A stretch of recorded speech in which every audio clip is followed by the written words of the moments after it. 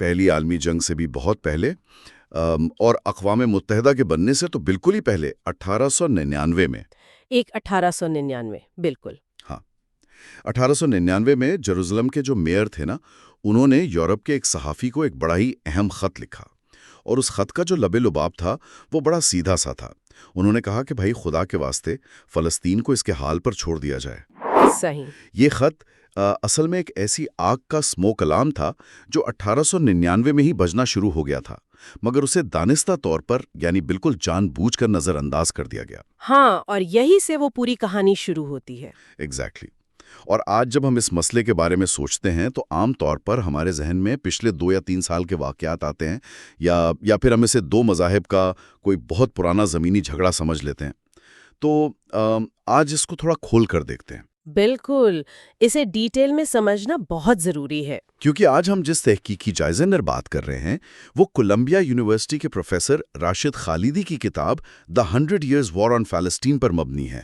اور جب ہم ان ذرائع کو دیکھتے ہیں تو یہ جو روایتی تصویر بنائی گئی ہے نا، یہ مکمل طور پر بدل جاتی ہے۔ صحیح بات ہے۔ اور اس گہرے جائزے کا مقصد کسی فریق کی حمایت کرنا نہیں ہے، بلکہ کتاب میں جو تاریخی دستاویزات ہیں، جو حقائق ہیں، انہیں بالکل واضح کرنا ہے، خاص طور پر پاکستان کے ان مذہبی اور فکری حلقوں کے لیے جو اس مسئلے کی تاریخی حقیقت اور اس کی اصل روٹ ٹاس کو واقعی سمجھنا چاہتے ہیں۔ ہاں، اور ذرائع اس خط کو جو آپ نے 1899 کا ذکر کیا، اس پوری تحقیق میں ایک بنیادی حوالے کے طور پر پیش کرتے ہیں تاکہ وہ جو صدیوں پرانی غلط فہمیاں ہیں ان کو دور کیا جا سکے۔ اچھا۔ رشید خالدی کی تحقیق کا جو سب سے مین پوائنٹ ہے نا، وہ یہ ہے کہ یہ 2 برابر کی طاقتوں کا یعنی مساوی قوتوں کا عام جھگڑا نہیں ہے، یہ ایک پوری صدی پر پھیلی ہوئی آبادکار نو آبادیاتی یعنی جسے ہم سیٹلر کلونیل جنگ کہتے ہیں وہ ہے۔ سیٹلر کلونیل، صحیح۔ اور اسے بڑی عالمی سامراجی طاقتوں نے ایک مقامی آبادی پر مسلط کیا۔ یہ جو خط تھا یوسف دی الخالدی کا، جو انہوں نے سیونیت یعنی زائنزم کے بانی تھیوڈر ہرزل کو لکھا تھا، یہ اس بات کا ثبوت ہے کہ جو مقامی آبادی تھی وہ اس آنے والے خطرے سے بالکل بے خبر نہیں تھی، ان کو پتا تھا۔ انہوں نے کلیئر کر دیا تھا کہ وہاں پہلے سے ایک آبادی موجود ہے، اور اگر آپ باہر سے آبادکاری کریں گے تو اس کا نتیجہ صرف اور صرف خون خرابہ ہوگا۔ صحیح، یعنی ان کو پہلے دن سے معلوم تھا۔ بالکل، لیکن ہرزل نے اس تنبیہ کو، اس وارننگ کو بالکل ہی مسترد کر دیا، جس سے یہ ثابت ہوتا ہے کہ مقامی عرب آبادی کو شروع سے ہی اگنور کرنے کا، انہیں نظر انداز کرنے کا فیصلہ پہلے ہی ہو چکا تھا۔ یہاں آ کر نا میرے ذہن میں ایک سوال آتا ہے، اگر ہم یہ لفظ استعمال کر رہے ہیں سیٹلر کولونیلزم یا آبادگار نو آبادیاتی نظام، تو گراؤنڈ پر اس کا عملی مطلب کیا بنتا ہے؟ دیکھیں، اس کی میکینکس تھوڑی الگ ہیں۔ کیونکہ ہم نے تاریخ میں عام کولونیلزم تو دیکھا ہے، جیسے برطانیہ نے ہندوستان پر قبضہ کیا، وہاں ان کا مقصد زمین سے وسائل نکالنا تھا اور مقامی آبادی کو سستی لیبر کے طور پر استعمال کرنا تھا۔ تو یہ جو آبادکار نظام ہے، یہ اس والے روایتی قبضے سے کس طرح مختلف ہے؟ یہ بہت دلچسپ پوائنٹ ہے، اور زائری اس فرق کو بہت تھرلی ایکسپلین کرتے ہیں۔ دیکھیں، دونوں نظاموں کا جو بنیادی مقصد ہے وہ بالکل ایک دوسرے سے مختلف ہے۔ اچھا۔ ہاں، جو روایتی کولونیلزم ہوتا ہے اس میں قابض طاقت وہاں کے لوگوں کو، مقامی آبادی کو اپنے فائدے کے لیے یوز کرتی ہے، وہ انہیں ختم نہیں کرنا چاہتی کیونکہ انہیں ان کی محنت، ان کی لیبر چاہیے ہوتی ہے۔ صحیح، ان کو کسان چاہیے، ان کو مزدور چاہیے۔ ایگزیکٹلی۔ لیکن جو سیٹلر کلونیلزم ہے، اس کا فریم ورک بالکل الگ ہے۔ اس منصوبے میں قابض طاقت کو مقامی آبادی کی لیبر سے کوئی غرض نہیں ہوتی، انہیں صرف اور صرف مقامی آبادی کی زمین چاہیے ہوتی ہے۔ زمین چاہیے، اور وہ بھی ان لوگوں کے بغیر۔ اس نظام کا تو بیسک اصول ہی ریپلیسمنٹ ہے، یعنی تبادلہ۔ یعنی مقامی لوگوں کو مکمل طور پر وہاں سے ہٹا دینا؟ بالکل، باہر سے آنے والی آبادی کو وہاں بسانا، اور جو پہلے سے وہاں لوگ رہ رہے ہیں انہیں مکمل طور پر بے دخل کر دینا یا مٹا دینا۔ اور یہی وجہ ہے کہ مصنف اسے کسی 2 مذاہب کا مسئلہ نہیں مانتے، بلکہ اسے ایک ماڈرن عالمی سامراجی منصوبہ کہتے ہیں۔ واقعی یہ فرق تو بہت اہم ہے۔ لیکن اگر مقامی آبادی کو 1899 میں ہی اس منصوبے کا علم ہو گیا تھا اور وہ اس کے شدید مخالف بھی تھے، تو ایک چھوٹی سی باہر سے آئی ہوئی تحریک دنیا کے اس خطے میں ایک پوری صدی تک اپنا وجود اور اپنا قبضہ کیسے قائم رکھ سکی؟ ہاں، یہ ایک نیچرل سوال ہے۔ یعنی ایک مقامی آبادی جو اکثریت میں تھی وہ اسے روکنے میں بالکل ناکام کیوں رہی؟ اس سوال کا جو جواب ہے نا، وہ بڑی عالمی طاقتوں کی سرپرستی میں چھپا ہوا ہے۔ ذرائع اس بات پر بہت زور دیتے ہیں کہ کوئی بھی آباد کر منصوبہ کسی سپر پاور کی بیکنگ کے بغیر ایک دن بھی نہیں چل سکتا۔ ایک دن بھی نہیں؟ نہیں، اسے مسلسل باہر سے فوجی طاقت، پیسے اور سب سے بڑھ کر سفارتی تحفظ چاہیے ہوتا ہے۔ راشد خالدی نے اپنی اس تحقیق میں اس پوری سامراجی سرپرستی کو دو بڑے ادوار میں بانٹا ہے۔ پہلا برطانوی دور تھا اور دوسرا امریکی دور۔ صحیح، کہ جو اسٹریٹجیاتی مقاصد تھے وہ کیا تھے؟ اس وقت برطانیہ دنیا کی سب سے بڑی امپائر تھی، اور اس پوری امپائر کو آپس میں جوڑ کر رکھنے والی جو سب سے اہم چیز تھی وہ تھی نہر سوئز۔ ہاں، سوئز کینال۔ ہاں، جو ہندوستان تک جانے والا ان کا سب سے بڑا اور اہم راستہ تھا۔ ذرائع بتاتے ہیں کہ برطانیہ کو اس راستے کو سیکیور کرنے کے لیے مشرق وسطیٰ میں ایک ایسی ریاست یا بیس چاہیے تھی جو مکمل طور پر صرف ان کے مفادات کی حفاظت کرے۔ صحیح، ایک وفادار بیس چاہیے تھی۔ ایگزیکٹلی۔ اور اس مقصد کے لیے انہوں نے لیگ آف نیشنز کے ذریعے ایک باقاعدہ مینڈیٹ حاصل کیا۔ یہ جو قانونی تحفظ تھا نا، یہ اس لیے ضروری تھا تاکہ آباد کاری کا عمل بنا کسی رکاوٹ کے تیزی سے آگے بڑھ سکے۔ اور اس سرپرستی کی سب سے خوفناک مثال ہمیں 1936 میں ملتی ہے۔ 1936 میں کیا ہوا تھا؟ جب فلسطینیوں نے اس قبضے اور باہر کی آباد کاری کے خلاف ایک بہت بڑی عوامی بغاوت شروع کی، تو برطانوی فوج نے اپنی پوری طاقت لگا کر اس عوامی تحریک کو بڑی بے دردی سے کچل دیا۔ اوہ واو! پھر جب ہم دوسری عالمی جنگ کے بعد کے دور کو دیکھتے ہیں تو تب تک تو برطانوی امپائر ٹوٹ پھوٹ کا شکار ہو چکی تھی نا؟ وہاں سے یہ سارا کنٹرول، یہ بیٹون امریکہ کے ہاتھ میں چلا گیا۔ بالکل۔ لیکن امریکہ کے مقاصد برطانیہ سے تو کافی مختلف تھے۔ ذرائع واضح کرتے ہیں کہ امریکہ کے لیے یہ بیسیکلی سرد جنگ یعنی کولڈ وار کے دوران مشرق وسطیٰ میں اپنا تسلط قائم رکھنے کا ایک ذریعہ تھا، اور خاص طور پر تیل کے ذخائر جو آئل ریزروز تھے ان پر کنٹرول رکھنے کا طریقہ تھا۔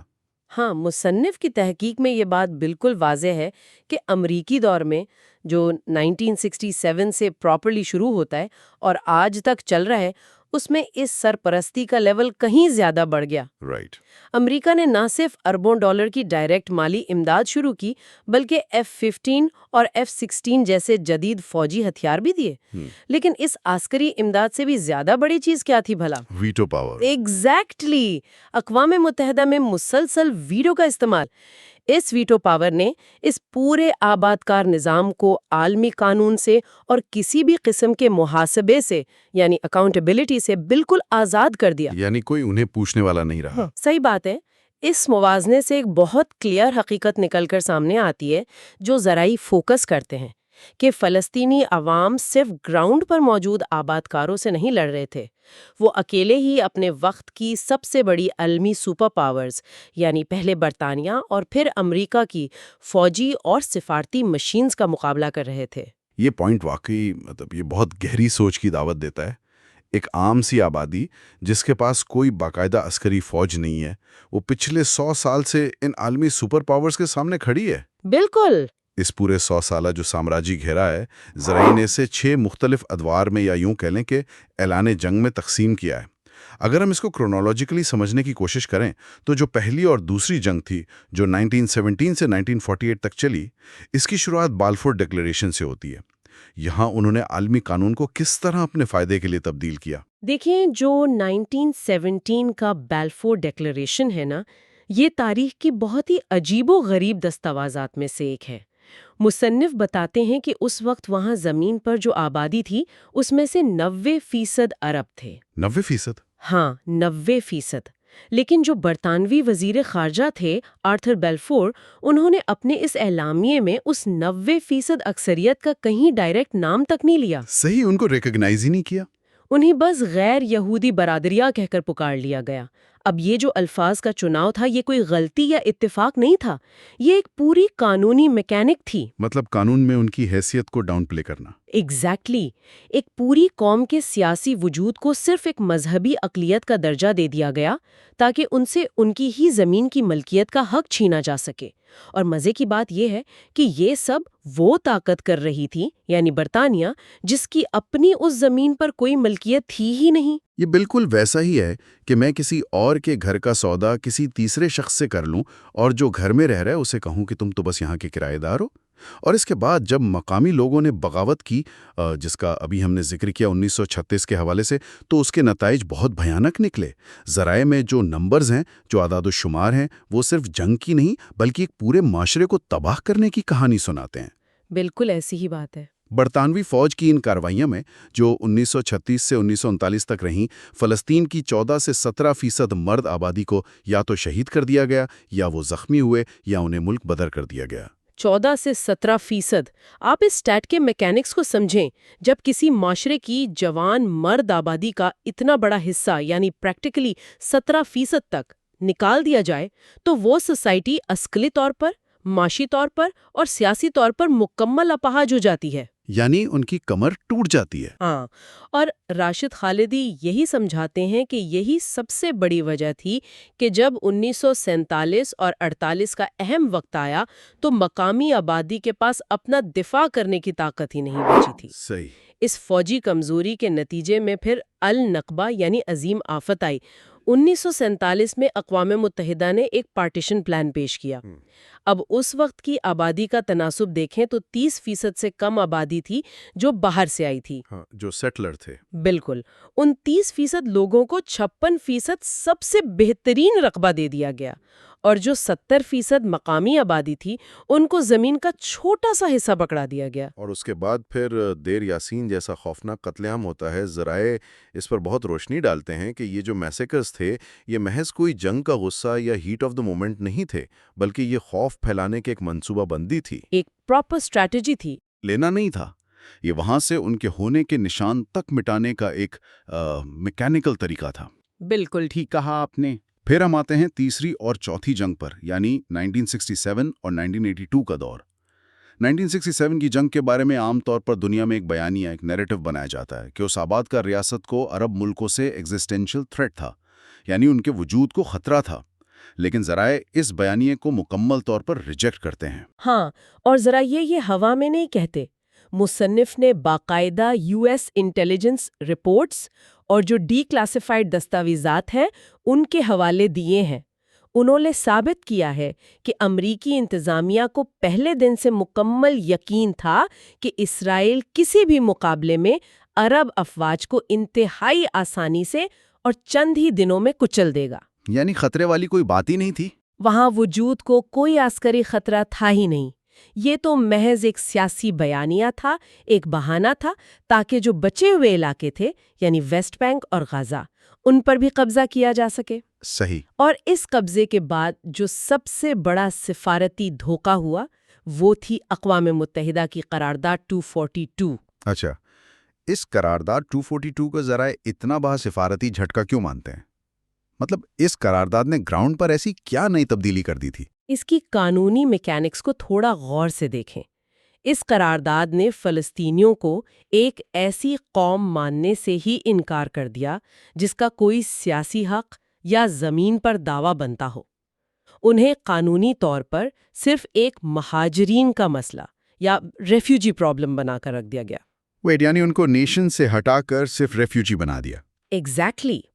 اور بین الاقوامی قانون میں ایک قوم کا حق تو سیلف ڈٹرمنیشن یا خود مختاری ہوتا ہے نا، لیکن ایک مہاجر کا حق کیا ہوتا ہے؟ صرف خوراک اور پناہ گاہ۔ اس ایک قانونی تبدیلی نے ان کے پورے سیاسی وجود کو صدیوں پیچھے ڈھکیل دیا۔ واو۔ اس کے بعد پھر 1982 میں بیروت کا محاصرہ ہوتا ہے، جہاں امریکہ نے ان شہریوں کے تحفظ کی سفارتی ضمانت یعنی گارنٹی دی تھی، مگر صبرا اور شاتیلا میں جو خوفناک قتل عام ہوا اس نے عالمی طاقتوں کی ان گارنٹیز کا کھوکھلا پن پوری دنیا کے سامنے ننگا کر دیا، اور راشد خلیدی خود اس محاصرے کے چشمدید گواہ تھے۔ انہوں نے یہ سب اپنی آنکھوں کے سامنے ہوتا دیکھا۔ ان سب دردناک حقائق کو جاننے کے بعد ہم آتے ہیں 5ویں اور 6ٹھی جنگ پر، جو 1987 سے 2014 کے دور میں ہوئی۔ یہاں سے عوامی مزاحمت ایک بالکل نیا رخ اختیار کرتی ہے اور پہلی انتفاضہ شروع ہوتی ہے۔ اس انتفاضہ کی ایسی کیا خصوصیات تھیں جس نے اس وقت عالمی نظام کو ہلا کر رکھ دیا؟ پہلی انتفاضہ کی سب سے بڑی طاقت اس کا غیر مسلح، مقامی اور بالکل عوامی ہونا تھا۔ عوامی ہونا، صحیح۔ یہ کسی باہر بیٹھی ہوئی قیادت نے نہیں چلائی تھی۔ اس تحریک نے دنیا کے سامنے پہلی بار یہ تصویر واضح کی کہ ایک طرف بڑی فوجی طاقت اور ٹینکس ہیں اور دوسری طرف پتھر اٹھائے ہوئے عام مقامی لوگ۔ اس چیز نے فلسطینیوں کو عالمی سطح پر واپس ایک مظلوم قوم تسلیم کروایا۔ ہاں، لیکن یہاں جو سب سے بڑی ٹریجڈی ہوئی وہ یہ کہ تونس میں بیٹھی ہوئی پی ایل او کی قیادت نے اس عوامی کامیابی کو ٹھیک سے نیگوشیٹ نہیں کیا۔ انہوں نے انتہائی سنگین غلطی کی اور انہوں نے اوسلو معاہدے پر دستخط کر دیے۔ جب میں ذرائع میں اس اوسلو معاہدے کی تفصیل پڑھتا ہوں نا تو حیرت ہوتی ہے۔ یہ بالکل ایسا لگتا ہے جیسے کوئی اپنے ہی آنگن کا، اپنے گھر کا سودا کر لے اور پھر نئے قابض سے کہے کہ بھائی میں اپنی ہی زمین پر تمہارا سیکیورٹی گارڈ بننے کو تیار ہوں۔ یہ ایک ایسی سیاسی غلطی تھی جس کی مثال ملنا واقعی مشکل ہے۔ یہ جو آپ نے سیکیورٹی گارڈ والی مثال دی ہے، اصل میں اوسلو کے قانونی فریم ورک کو یہ پرفیکٹلی ڈیفائن کرتی ہے۔ اوسلو معاہدے کی میکینکس یہ تھیں کہ ویسٹ بینک کو 3 حصوں میں بانٹ دیا گیا، ایریا اے، بی اور سی۔ صحیح۔ نتیجہ یہ نکلا کہ ویسٹ بینک کا 60% سے زائد رقبہ جو ایریا سی تھا وہ براہ راست اسرائیلی فوجی کنٹرول میں چلا گیا، اور جو فلسطینی اتھارٹی بنائی گئی اسے قانونی طور پر اس بات کا پابند کر دیا گیا کہ وہ اپنی سیکیورٹی فوج کے ساتھ کوآرڈینیٹ کرے گی، یعنی خود ہی اپنے لوگوں کو کنٹرول کریں گے۔ بالکل۔ فلسطینی قیادت عملی طور پر اپنے ہی لوگوں کی مزاحمت کو کنٹرول کرنے کے لیے ایک سیکیورٹی سب کانٹریکٹر بن کر رہ گئی۔ جو عوام نے انتفاضہ سے کامیابی حاصل کی تھی وہ بس اس معاہدے کی بھینٹ چڑھ گئی، اور اس کے نتیجے میں ہم نے دیکھا کہ 2008، 2012 اور 2014 میں غزہ پر جدید اسلحے سے شدید بمباری کی گئی اور اسے پریکٹیکلی ایک کھلی جیل یا اوپن ایئر پرزن بنا دیا گیا، تاکہ وہاں سے اٹھنے والی ہر آواز کو دبا دیا جائے۔ خیر، جب یہ سب کچھ ہو رہا تھا، عالمی طاقتیں اپنے اپنے مفاد وصول کر رہی تھیں اور مقامی قیادت اتنی سنگین غلطیاں کر رہی تھیں، تو یہ بڑا نیچرل سا سوال پیدا ہوتا ہے کہ باقی عرب دنیا کہاں تھی اس وقت؟ ان کا کیا کردار تھا ان 100 سالوں میں؟ کیونکہ ذرائع اس حوالے سے کسی کو نہیں بخشتے ہیں۔ صحیح پوائنٹ اٹھایا آپ نے۔ مصنف کی تحقیق اس ناکامی کے 2 اندرونی پہلو بہت واضح کرتی ہے۔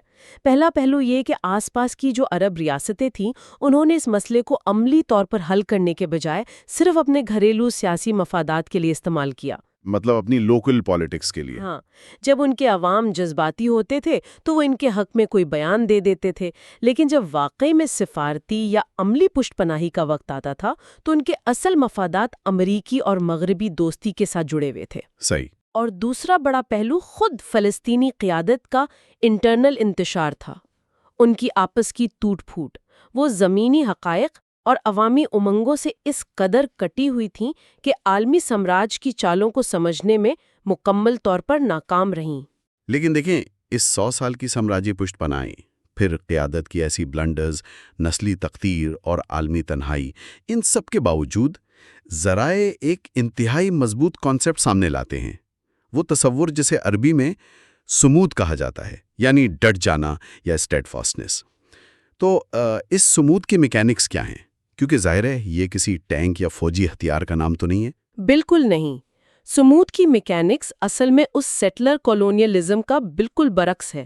اچھا۔ اگر آبادکار نظام کا بنیادی مقصد ہی یہی ہے کہ مقامی آبادی کو زمین سے مکمل طور پر مٹا دیا جائے، تو صمود کا مقصد صرف اور صرف وہاں زندہ رہنا اور اپنی زمین سے جڑے رہنا ہے۔ یعنی بس وہاں ٹکے رہنا۔ ایگزیکٹلی۔ جب دنیا کی سب سے بڑی اور طاقتور مشینز آپ کو مٹانے پر تلی ہوں تو آپ کا روزمرہ کی عام زندگی جینا، اپنے ٹوٹے پھوٹے گھروں میں واپس لوٹ آنا اور زمین نہ چھوڑنا ہی آپ کی سب سے بڑی مزاحمت بن جاتی ہے۔ کمال ہے۔ ذرائع کا یہ سب سے روشن اور پازیٹیو نتیجہ ہے کہ ان پچھلے 100 سالوں میں انہوں نے سب کچھ آزما لیا، لیکن فلسطینی شخصیت اور ان کے وجود کو مٹانے کا یہ جو عالمی سامراجی منصوبہ تھا، یہ مکمل طور پر ناکام ہو چکا ہے۔ وہ زمین پر قبضہ ضرور کر چکے ہیں، مگر ان لوگوں کو ان کی مٹی سے مٹا نہیں سکے۔ تو ان سب تاریخی اور سیاسی حقائق کو سمجھنے کے بعد اگر ہم آخری حل یا الٹیمیٹ ایکشن پلان کی طرف آئیں، خصوصاً پاکستان اور عالم اسلام کے ان مذہبی اور فکری حلقوں کے لیے جن کے لیے یہ پورا ڈیپ ڈائیو ایک بیس بن سکتا ہے، ذرائع کسی نئے ہتھیار یا نئی فوجی اسٹریٹجی کی بات نہیں کرتے۔ ان کی تجویز کردہ میکینکس بہت ہی مختلف ہیں۔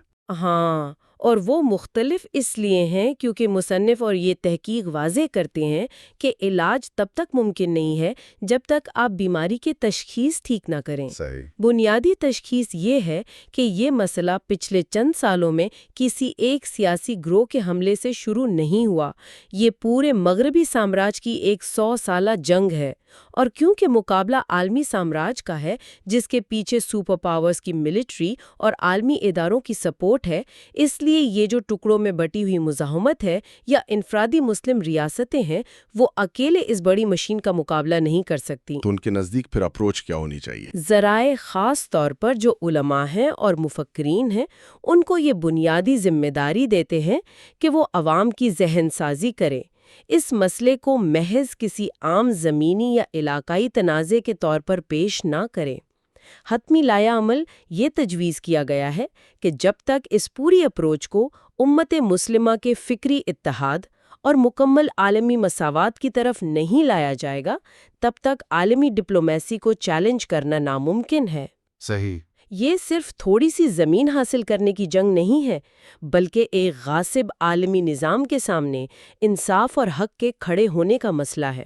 اگر ہم اس پوری گفتگو اور اس تحقیقی جائزے کو مختصر طور پر سمیٹنے کی کوشش کریں نا، تو اس سفر میں ہم نے دیکھا کہ کیسے 1899 میں جو یوسف دیہ خالدی نے وارننگ دی تھی وہ 100% سچ ثابت ہوئی۔ ہم نے یہ بھی سمجھا کہ سیٹلر کولونیلزم صرف زمین ہتھیانے کا نام نہیں ہے، بلکہ مقامی آبادی کو وہاں سے بالکل مٹانے کا نام ہے۔ بالکل۔ پھر ہم نے یہ بھی دیکھا کہ کیسے پچھلے 100 سالوں میں پہلے برطانوی مینڈیٹ اور پھر امریکی ویٹو پاورز اور ان کے فوجی اسلحے نے اس منصوبے کو باقاعدہ پروان چڑھایا، اور 1917 کے اس بالفور ڈیکلریشن سے لے کر اوسلو کی ان سفارتی بھول بھلیاں تک، ان 6 ادوار میں مقامی عوام نے صرف وہاں آباد کاروں کا نہیں بلکہ وقت کے عالمی سامراج کا مقابلہ کیا ہے، جس میں عرب ریاستوں اور فلسطینی قیادت کی غلطیوں نے انہیں بہت نقصان پہنچایا اور انتشار کا شکار کیا،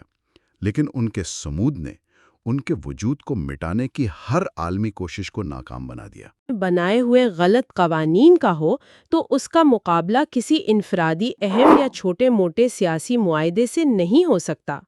اس کے لیے ضروری ہے مسلسل فکری اتحاد اور مسئلے کی اصلیت کو سمجھانے پر زور دیتے ہیں۔ جب مقصد اور اصل روٹ کاز دونوں کلیئر ہوں، تبھی نتیجہ خیز اور عملی قدم اٹھایا جا سکتا ہے۔ صحیح بات ہے۔ تو ان سب حقائق اور کتاب کے حوالے سننے کے بعد ایک بات جو میرے ذہن میں آخر میں ٹھہر جاتی ہے، وہ عالمی اداروں کی غیر جانبداری کے متعلق ہے۔ اچھا؟ ہاں، دیکھیں نا، اگر اس پورے مسئلے کو ایک صدی پر پھیلی ہوئی سامراجی جنگ کے طور پر دیکھا جائے، جہاں بڑی طاقتوں نے صرف اور صرف اپنے اسٹریٹجیکی مفادات کے لیے ہر سفارتی قانون کو توڑا، جھوٹے بیانیے بنائے اور حقائق کو دبایا، تو اس سے ان اداروں اور قوانین کی اصل حیثیت کے بارے میں ہمیں کیا پتہ چلتا ہے، جنہیں آج کی دنیا کا بنیادی ستون مانا جاتا ہے؟ یہ واقعی سوچنے کا مقام ہے۔ یعنی کیا واقعی عالمی قانون سب کے لیے ایک جیسا ہے، یا یہ عالمی ڈپلومیسی کی بنیادوں پر نئے سرے سے غور کرنے کا تقاضا کرتا ہے؟